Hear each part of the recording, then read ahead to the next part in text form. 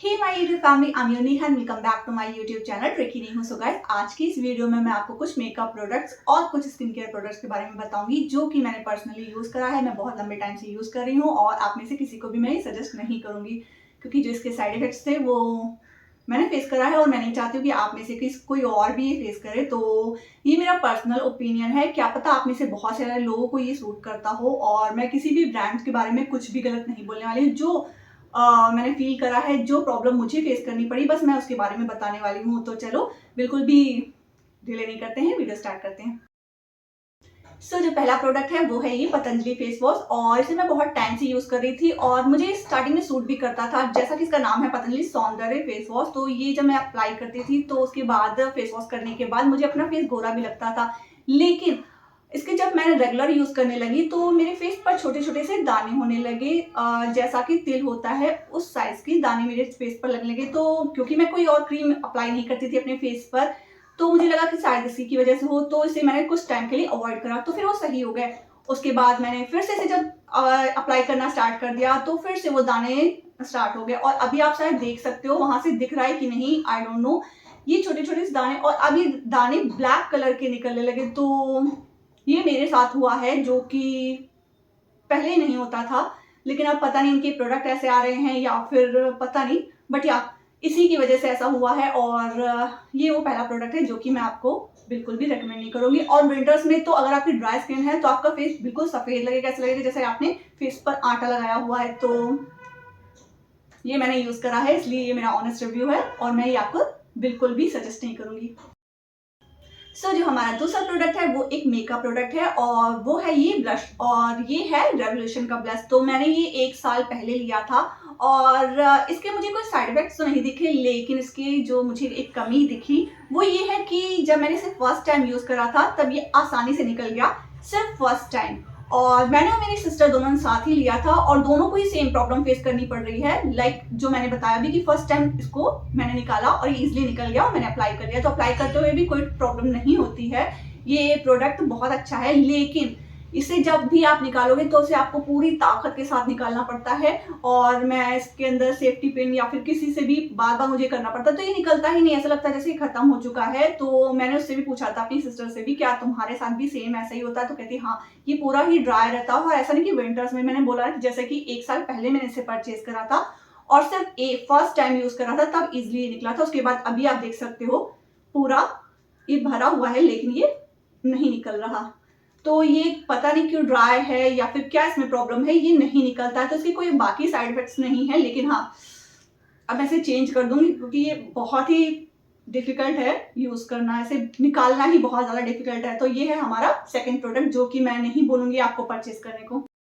जो next product है वो एक स्किन केयर प्रोडक्ट है और ये मैंने पैक ऑफ 3 में मंगाया था। ये है ओजोन का डी-टैन स्क्रब, ये है ओजोन का डी-टैन फेस पैक, और इसका फेस वॉश भी था। तो फेस वॉश कहीं पड़ा होगा क्योंकि मैंने इसे सिर्फ 3 बार यूज करा है और उसके बाद मैंने उसको कभी यूज नहीं करा, वो पता नहीं कहाँ होगा।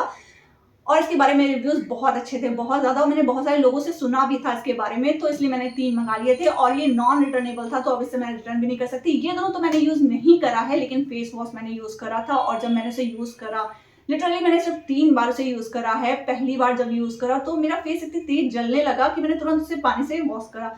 तो मुझे फर्स्ट टाइम लगा शायद मेरी स्किन सेंसिटिव होगी या फिर मुझे ऐसा फील हो रहा होगा।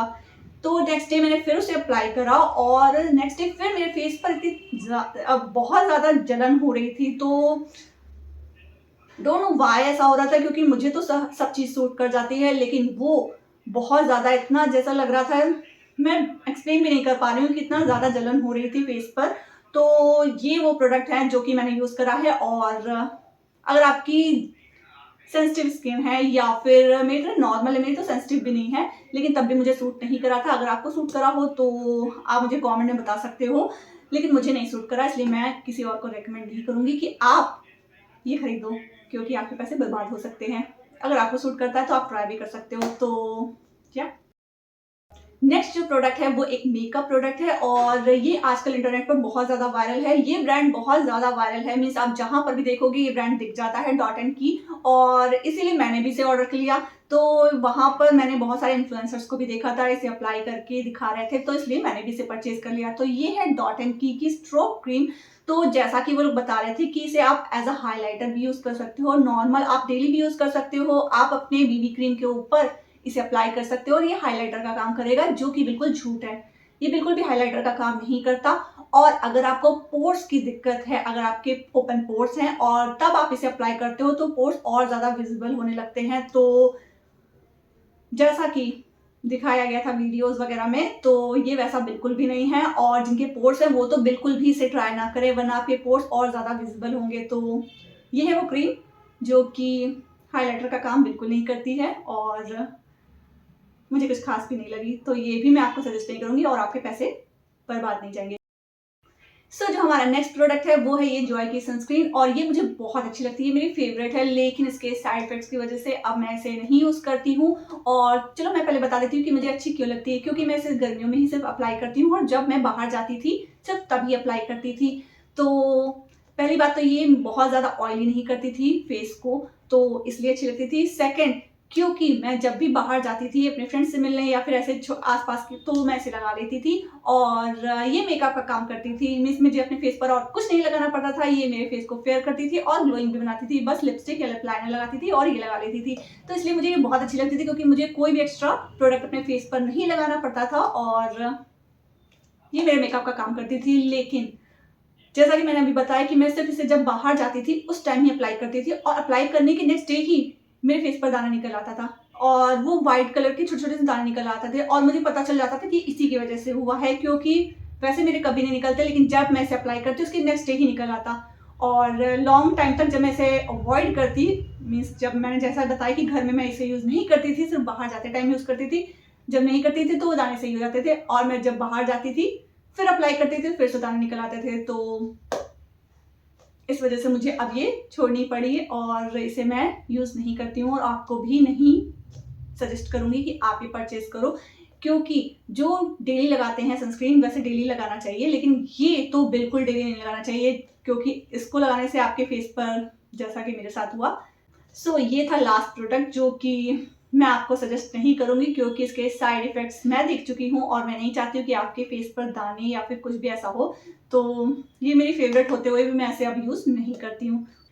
That was it for today's video, और अगर आपको आज का ये वीडियो थोड़ा भी यूज़फुल लगा हो then please like this video, और अगर चाहते हो कि मैं इस तरह की वीडियोज़ और बनाऊँ तो आप मुझे कमेंट करके बता सकते हो। मिलते हैं नेक्स्ट टाइम, तब तक के लिए बाय बाय।